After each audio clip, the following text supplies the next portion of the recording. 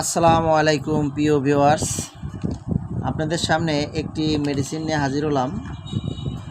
আপনারা স্ক্রিনে দেখতে পাচ্ছেন প্যান্টোনিক্স 20।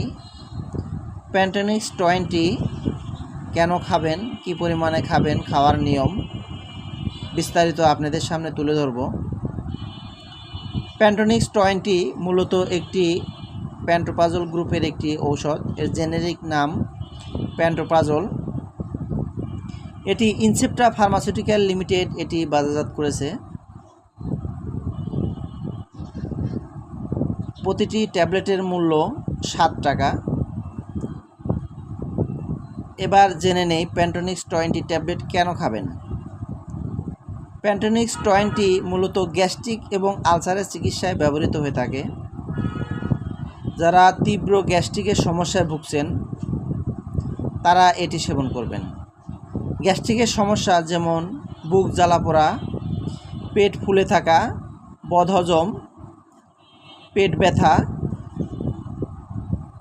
তারা এই প্যান্টোনিক্স 20 ট্যাবলেটটি খেতে পারবেন, নির্দ্বিধায় খেতে পারবেন। এছাড়া আলসারের সমস্যায় যেমন পেটে ব্যথা করে, পেটের সাইড দিয়ে ব্যথা অতিরিক্ত হয়ে গেছে, তারা এই প্যান্টোনিক্স 20 ট্যাবলেটটি খেতে পারবেন। ইনশাল্লাহ 2 থেকে 4 সপ্তাহের মধ্যে আপনাদের গ্যাস্ট্রিকের সমস্যা এবং আলসারের সমস্যা দূর হবে। এটি খাওয়ার নিয়ম: সকালে একটি, রাতে একটি, আহারের আধা ঘন্টা 30 মিনিট পূর্বে সেবন করবেন। অর্থাৎ খাবারের 30 মিনিট পূর্বে সেবন করবেন, সকালে একটি, রাতে একটি। আর প্যান্টোনিক্স 40 মিলিগ্রাম ট্যাবলেট সকালে একটি খেলেই যথেষ্ট, খাবারের আধা ঘন্টা পূর্বে সেবন করবেন।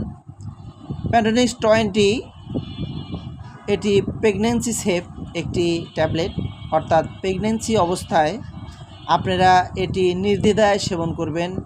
প্রেগন্যান্সি সমস্যাতে যারা গ্যাস্ট্রিকের সমস্যায় ভোগেন তাদের জন্য এটা খুবই কার্যকরী এবং ভালো মানের একটি ট্যাবলেট।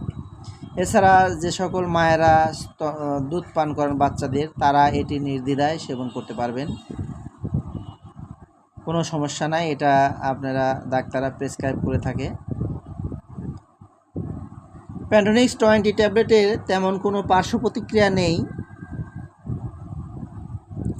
এটা পার্শ্ব প্রতিক্রিয়া নেই, তারপরে কিছু কিছু ক্ষেত্রে এটি পার্শ্ব প্রতিক্রিয়া থেকে থাকে, তারপরে সেটা খুব বিরল। একটি পাতায় 14টি ট্যাবলেট থাকে। 14টি ট্যাবলেটের মূল্য 98 টাকা। আপনারা যে কোনো ফার্মেসি থেকে এটি সংগ্রহ করতে পারবেন। আর আমার ভিডিওটি যদি ভালো লাগে চ্যানেলটি সাবস্ক্রাইব করবেন, আমার পাশে থাকবেন। ওষুধ সম্বন্ধে বিস্তারিত জানতে আমার চ্যানেলটির পাশে থাকবেন। আর যে কোনো ওষুধ সেবনের পূর্বে অবশ্যই রেজিস্টার ডাক্তারের পরামর্শ অনুযায়ী সেবন করার চেষ্টা করবেন। নিজে নিজে কখনোই ওষুধ সেবন করার চেষ্টা করবেন না। প্রিয় ভিউয়ার্স, আজ এ পর্যন্তই। সবাই ভালো থাকবেন। আসসালামু আলাইকুম।